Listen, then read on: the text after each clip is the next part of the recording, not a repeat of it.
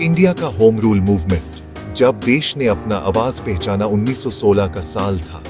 दुनिया प्रथम विश्व युद्ध में दो तूफान थी और भारत में लोग आजादी के सपने देखने लगे थे। पर एक बात सबके दिल में थी, क्या हम सिर्फ ब्रिटिश के नियमों का पालन करते रहेंगे या अपने लिए खुद के कानून लिखने लगेंगे? तभी शुरू हुआ था होम रूल मूवमेंट। अंग्रेजी राज का दौर 1909 में आया था, मॉर्ले मिंटो सुधार, पर उससे ज्यादा कुछ बदला नहीं। भारतीय नेताओं को लगा, भाई ब्रिटिश सिर्फ नाम का सुधार कर रहे हैं। कांग्रेस भी उस समय विभाजित हो चुकी थी, उदारवादी और उग्रवादी में झगड़ा चल रहा था और तिलक जेल में थे। फिर 1915 में तिलक मांडले जेल से वापस आए। साथ ही एनी बेसेंट, एक आयरिश महिला और स्वतंत्रता प्रेमी, ने कहा, अगर आयरलैंड अपने लिए होम रूल मांग सकता है तो भारत क्यों नहीं? ये थी शुरुआत।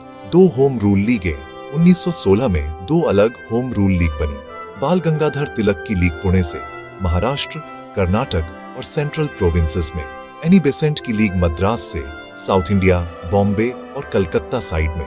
दोनों का एक ही लक्ष्य था, ब्रिटिश साम्राज्य के अंदर भारत के लिए स्वशासन।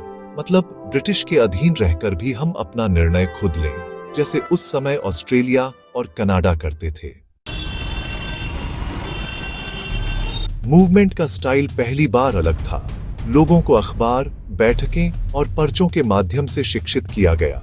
स्वराज हमारा जन्म सिद्ध अधिकार है, तिलक के नारे, एनी बेसेंट के भाषण, दोनों ने युवाओं और महिलाओं तक संदेश पहुंचा दिया। युवा नेता जैसे जवाहरलाल नेहरू, जिन्ना, सीआर दास, भूलाभाई देसाई सब प्रेरित हुए। बहुत जगह लाइब्रेरी और स्टडी सर्कल खोले गए।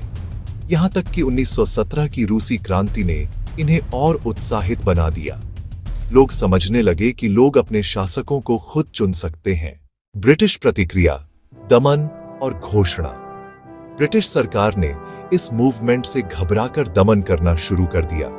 एनी बेसेंट को जेल में डाल दिया गया, पर इससे लोगों का जज्बा और बढ़ गया। और तब अगस्त 1917 में ब्रिटिश सरकार को कहना पड़ा, भारत में धीरे धीरे स्वशासित संस्थाएं विकसित करेंगे। ये था मॉन्टेग्यू घोषणा। इसी से बाद में गवर्नमेंट ऑफ इंडिया एक्ट 1919 आया, जिससे थोड़ा सीमित स्वशासन मिला।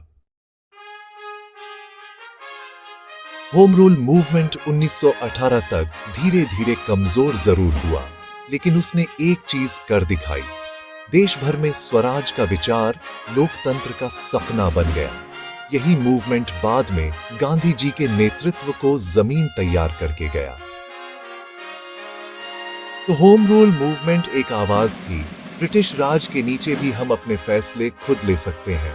वही आवाज आगे चलकर पूर्ण स्वराज बन गई और 1947 में आजादी का सूरज ले आई।